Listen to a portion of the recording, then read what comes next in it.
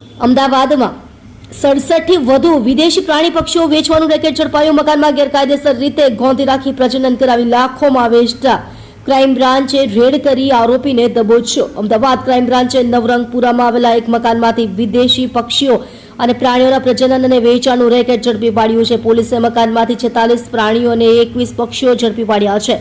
મોટાભાગના પક્ષીઓ અને પ્રાણીઓની કિંમત લાખો રૂપિયા છે. ક્રાઇમ બ્રાન્ચ દ્વારા સમગ્ર મામલે વન વિભાગ, કસ્ટમ વિભાગ અને એએમસીને પણ જાણ કરવામાં આવી છે. ગેરકાયદેસર પ્રાણી પક્ષી લાવીને તેનું પ્રજનન કરાવી લાખોમાં વેચતા ક્રાઇમ બ્રાન્ચે બાતમીના આધારે નવરંગપુરાના મકાનમાં રેડ કરી હતી. આ દરમિયાન મકાનમાંથી મોટી સંખ્યામાં વિદેશી પ્રાણીઓ અને પક્ષીઓ મળી આવ્યા હતા. મકાનમાં છેલ્લા ઘણા વર્ષોથી ગેરકાયદેસર રીતે પ્રાણીઓ અને પક્ષીઓ લાવીને તેમનું પ્રજનન કરાવી લાખો રૂપિયામાં વેચાણ કરવામાં આવતું હતું. જપ્ત કરવામાં આવેલ વિદેશી પ્રાણીઓ અને પક્ષીઓની વિગત પ્રમાણે જેમાં અત્યંત દુર્લભ રેડ હેન્ડ ટેમરીન વાંદરાનું બચ્ચું, પર્શિયન કેટ અને તેના બચ્ચા, નાના મોટા હેમસ્ટર, મિની લોપ સસલા અને લેધર લેબ ડોફ જેવા પ્રાણીઓનો સમાવેશ થાય છે.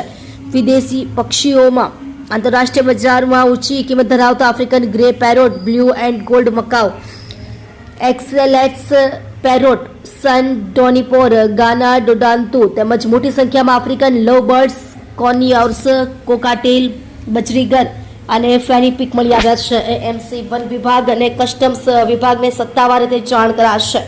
આ સમગ્ર મામલાની ગંભીરતા, આંતરરાષ્ટ્રીય વન્યજીવ વ્યાપારના નિયમો અને જાહેર આરોગ્યના જોખમોને ધ્યાનમાં લેતા આ અંગેની વધુ તપાસ અને જરૂરી કાર્યવાહી અર્થે અમદાવાદ મ્યુનિસિપલ કોર્પોરેશન, વન વિભાગ અને કસ્ટમ્સ વિભાગને સત્તાવાર રીતે જાણ કરવામાં આવશે. આ ત્રણેય વિભાગો સાથે મળીને દસ્તાવેજોની ખરાઈ, આયાતની કાયદેસરતા અને રહેણાંક વિસ્તારમાં આરોગ્યના જોખમો અંગે ઊંડાણપૂર્વક તપાસ કરવામાં આવશે.